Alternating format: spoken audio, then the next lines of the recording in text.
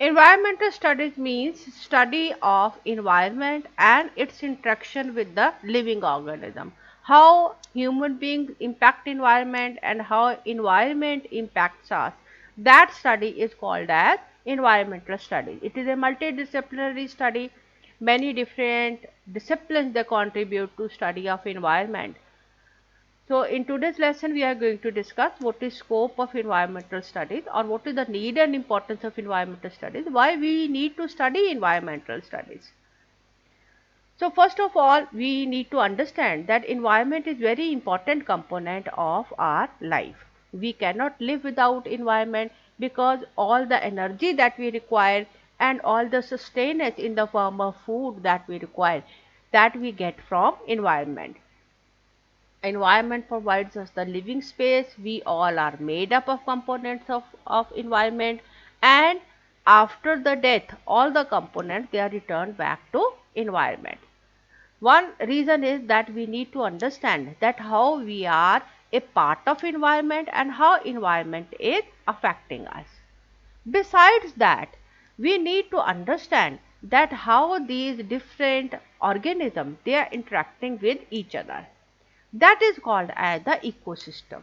So what is ecosystem, what is structure, how it is functioning, what is biodiversity, how many different types of living organisms are present, और इन सभी organism के environment को या environment से in living organism को क्या क्या dangers हैं, क्या क्या कॉन्सिक्वेंसेस हो सकते हैं अगर ये बैलेंस डिस्टर्ब हो जाए, that all we need to study. इसके साथ साथ बहुत सारे मैन मेड डिजास्टर्स हैं या नेचुरल डिजास्टर्स हैं जिनके कारण हमारी लाइफ इम्पैक्ट होती है. तो ये डिजास्टर्स किस तरह से होते हैं और इनको कैसे रोका जा सके, ये समझने के लिए भी हमें इन्वायरमेंटल स्टडीज को पढ़ने की ज़रूरत है.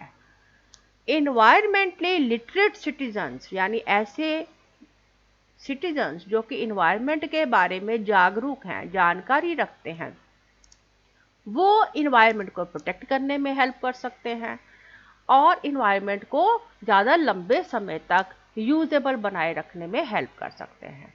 तो ये कुछ मेजर ऑब्जेक्टिव्स हैं जिनके कारण इन्वायरमेंट स्टडीज जो है ये इंक्लूड किया गया है as a compulsory course. Basically जो इन्वायरमेंटल स्टडीज है ये डील करता है knowledge related to flow of energy and materials in the environment, यानी energy in the form of food कैसे एक लेवल से दूसरे लेवल में ट्रांसफ़र होती है और बाकी मटेरियल यानी जो बाकी रिसोर्सेज हैं वो किस तरह से नेचर में बनते हैं और कैसे एक से दूसरे लेवल में ट्रांसफ़र होते हैं.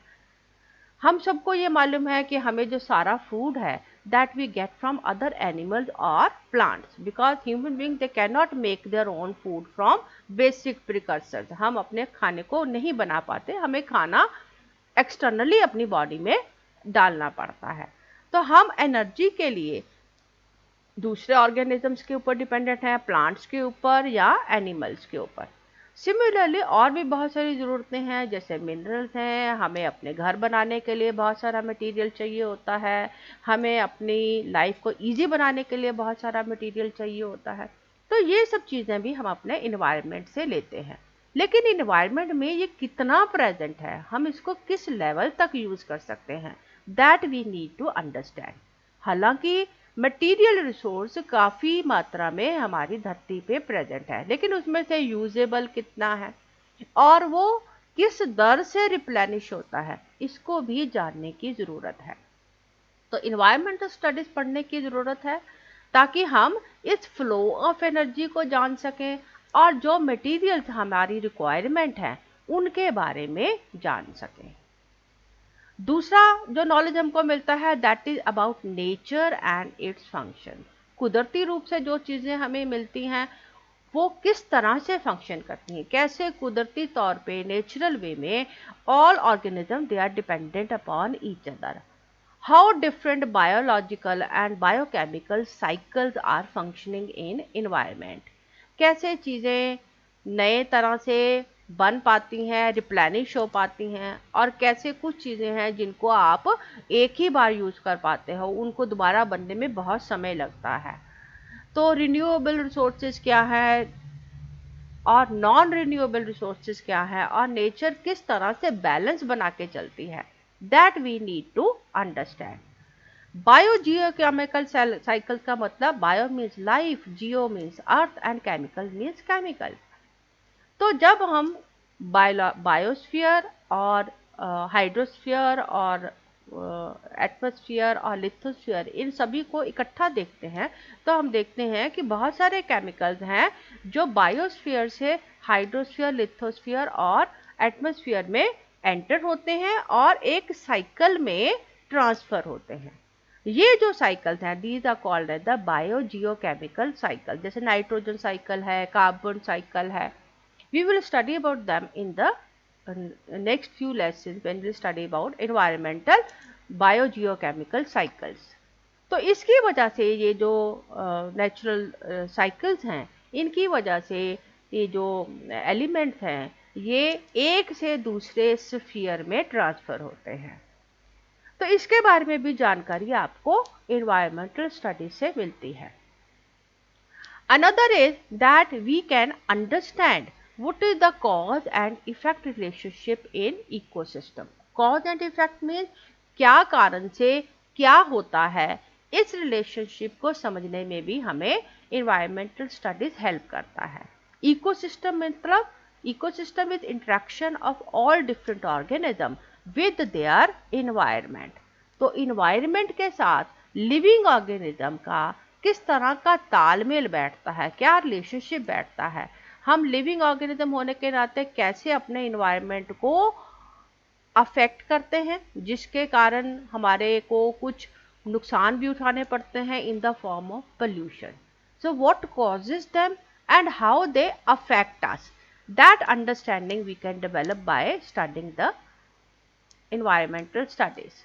अगर हम ये चीज़ें समझ आएंगे कि हमारे कुछ कारणों से एनवायरनमेंट खराब होता है जिससे हमें नुकसान होते हैं तो हम कोशिश करेंगे कि हम अपने नेचुरल रिसोर्सेज को बचा के रखें। Not only natural resources, biodiversity means that all living organism they have equal right to survive on earth, क्योंकि धरती सबके लिए साझी है। It is common earth for all animals, all plants, they need to survive on earth so that these natural cycles are maintained. So we need to understand that how many different types of animals and plants are there, how they are interrelated, and we need to conserve them. क्योंकि ये जो सारे organism है ये किसी ना किसी तरह से, वो चाहे फूड चेन है चाहे वो नेचुरल साइकिल है, उनके कारण वो हमारे से जुड़े हुए हैं। Next is natural resource conservation. Natural resource मतलब वो चीज़ें जो हमें इन्वायरमेंट से मिलती हैं। नेचुरल रिसोर्सेज वो होते हैं जो हमें कुदरती तौर पे मिलते हैं।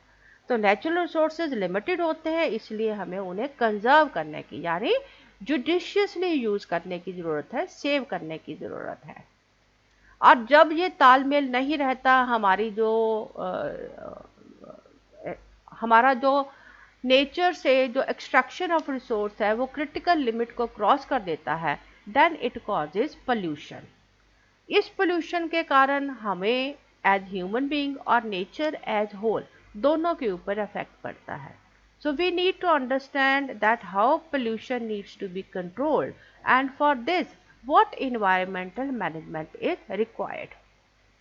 बिसाइड्स दैट जो इन्वायरमेंटल एजुकेशन है ये आपको बहुत सारी अपॉर्चुनिटीज़ देती है इंडस्ट्री में काम करने के लिए, रिसर्च और डेवलपमेंट में, सोशल डेवलपमेंट के लिए यानी समाज के उत्थान के लिए आपको ज़रूरत है कि आप रिसोर्सेज को, नेचर को अच्छी तरह से समझिए। अगर आप नेचुरल स्टडी करते हैं आप इन्वायरमेंटलिस्ट हो सकते हैं, पर्यावरणविद हो सकते हैं। ग्रीन एडवोकेसी, ग्रीन एडवोकेसी का मतलब है कि आप जो नेचर को प्रोटेक्ट करने के लिए किस तरह से दूसरों को मोटिवेट कर सकते हैं, आप कैसे दूसरों को समझा सकते हैं कि नेचर को बचाने की ज़रूरत है, that will be considered as green advocacy. Green marketing आजकल का बहुत इम्पॉर्टेंट और वेल डिस्कस्ड टॉपिक है। इसमें हम क्या बात करते हैं कि हम अपने इन्वायरमेंट को कैसे प्रोटेक्ट कर सकते हैं। आपने बहुत बार ऑर्गेनिक फार्मिंग के बारे में सुना होगा, आपने बहुत बार ग्रीन रेवोल्यूशन के बारे में सुना होगा, आपने बहुत बार ऐसा बायोडिग्रेडेबल प्लास्टिक के बारे में सुना होगा जिनसे हमारे इन्वायरमेंट को कम नुकसान होता है। सो इंक्लूडिंग नेचर का benefit in marketing that will be called as green marketing. तो ये वो स्ट्रैटेजीज की बात करते हैं जिससे नेचर भी प्रोटेक्ट हो और हमारे ज़रूरतें भी पूरी हों।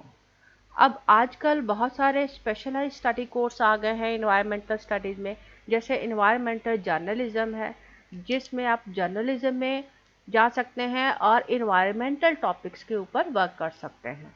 इन्वायरमेंटल पोल्यूशन कंट्रोल है क्योंकि पोल्यूशन एक बहुत इम्पॉर्टेंट टॉपिक बनता जा रहा है। तो नेचर को, इन्वायरमेंट को पोल्यूशन से सेव करने के लिए जो मेथड यूज़ किए जाते हैं they are called as the pollution control. तो इन्वायरमेंटल पोल्यूशन कंट्रोल में बहुत सारी अपॉर्चुनिटीज़ हैं to work as a professional. Similarly environmental management में, इन्वायरमेंटल मैनेजमेंट क्या है? That is planned investment to at the start of the production of the chain rather than forced investment in cleaning up at the end. तो environmental management क्या है कि शुरू से ही जो प्रोडक्शन लाइन है, जो आप चीज़ आप प्रोड्यूस करना चाहते हैं, उसमें शुरू से ही ऐसा ध्यान रखा जाए कि इन्वायरमेंट को नुकसान ना हो, बजाय कि इसके कि पहले हम प्रोडक्शन कर लें और उसके बाद पोल्यूशन हो जाए और फिर हम बाद में उसको क्लीन अप करने की कोशिश करें। तो इस फील्ड को इन्वायरमेंटल मैनेजमेंट कहते हैं। तो इसमें ऐसे एरियाज कवर होते हैं जो इन्वायरमेंट के साथ रिलेटेड हैं और जो एंटरप्राइज है या जो इंडस्ट्री है उसके ऑब्जेक्टिव्स क्या है, उसमें संभावनाएं क्या क्या है, उसका स्ट्रक्चर कैसा है, वो कैसे नेचर के साथ इंटरेक्ट करती है, सोसाइटी और उसके एंटरप्राइजेस का इन्वायरमेंट के साथ क्या रिलेशनशिप है, इसको पूरा असेसमेंट करना, इसकी इकोनॉमी को डिस्कस करना, कैसे हम बायोडिग्रेडेशन को प्रिवेंट कर सकते हैं, ये सारा कुछ इन्वायरमेंटल मैनेजमेंट में पढ़ा या सीखा जाता है। तो that is also very important nowadays. Similarly environmental engineering है, that is the study of all technical processes by using which we can save our environment. Environment sociology is the relationship of environment with the social organization. Similarly, environmental justice, it deals with laws, acts, government policies which are made and implemented to protect the environment. So that is called as the environmental justice. इसके बारे में भी जानकारी होना बहुत ज़रूरी है ताकि अगर आप कोई नया काम करने वाले हैं तो आपको ये ध्यान में रखना चाहिए कि आपके जो एंटरप्राइजेस हैं they are in tune with the environmental laws. Next is environmental planning, that is related to pollution control, that is related to finding new methods and implementing them in a planned way ताकि environment degrade ना हो। And last but not the least is natural resource management. हमने पढ़ा है कि natural resources limited हैं, इनको judiciously use करना चाहिए। तो उसके management के लिए हम क्या क्या कर सकते हैं, that will be called as natural resource management. So these are some of the professional courses which are available and which you can pursue through studying environmental studies. And these are the basically new topics, industrial research and development. इस सब के बारे में हम detail में पढ़ने वाले हैं इस कोर्स में कि ये किस तरह से हमारे इन्वायरमेंट के साथ रिलेटेड है। और एकेडमिकली अगर हम देखें तो these are the main topics that we get knowledge, we get understanding, and we can apply this knowledge to conserve natural resources and we can control the pollution. तो दोनों लेवल पे, जो अगर प्रोफेशनल लेवल पे देखें तब भी environmental studies एक बहुत इम्पॉर्टेंट सब्जेक्ट है, और अगर हम एकेडमिक लेवल पे देखें या सोसाइटी की नॉलेज इंक्रीज करने के लिए सोचें या सोसाइटी को लिटरेट सिटीजन बनाने के बारे में सोचें, then also environmental studies is a very important topic. I hope this must have benefited you in some way. Thank you very much.